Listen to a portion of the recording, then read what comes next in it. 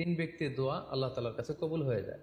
এই দোয়া আল্লাহ কখনো ফিরিয়ে দেন না। এর মধ্যে একটা দোয়া হচ্ছে দাওয়াতুস সাইম, রোজাদারের দোয়া আল্লাহ কখনো ফিরিয়ে দেন না। দাওয়াতুস সাইমি মাকবুল, এটা আল্লাহর কাছে কবুল হয়ে যায়।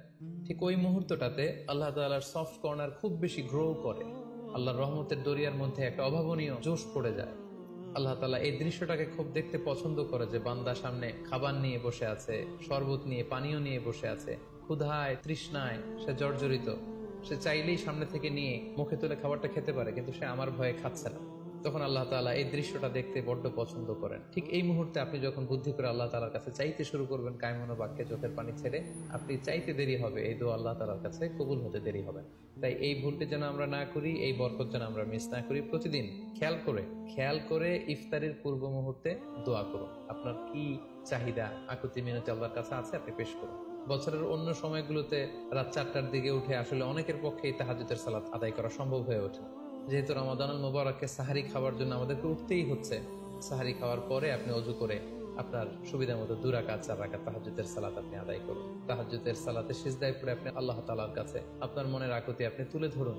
এই মুহূর্তটাতে, তাহাজ্জুদের এই সময়টাতে আল্লাহ তাআলা প্রথম আকাশে মনোনিবেশ করে তিনি ডাকতে থাকেন, কার কি লাগবে, কার খাবারের দরকার আমার কাছে চাও, আমি খাবারের ব্যবস্থা করে দেবো। কার রিজিকের দরকার, রিজিকের ব্যবস্থা করে দেবো।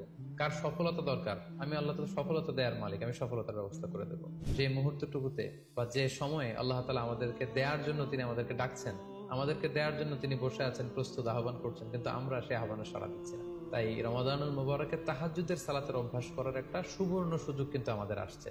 যেহেতু সাহারি খেতে আমরা উঠবই, উঠে আমরা তাহাজ্জুদের সালাত আদায় করে নেব।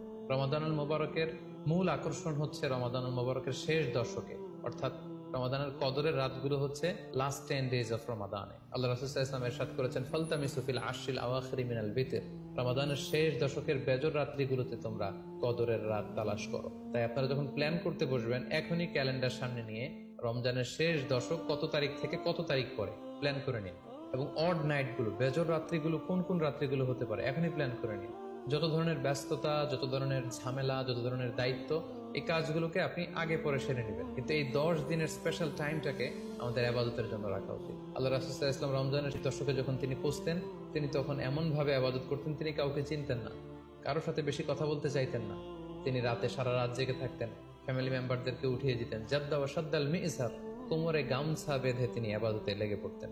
এই শেষ দশকে তিনি এত ইবাদত করতেন, বছরের কোনো সময়ে আল্লাহ রাসূল সাল্লাল্লাহু আলাইহি ওয়াসাল্লামকে এত বেশি ইবাদত করতে কিন্তু দেখা যেত না। তাই এই শেষ দশকে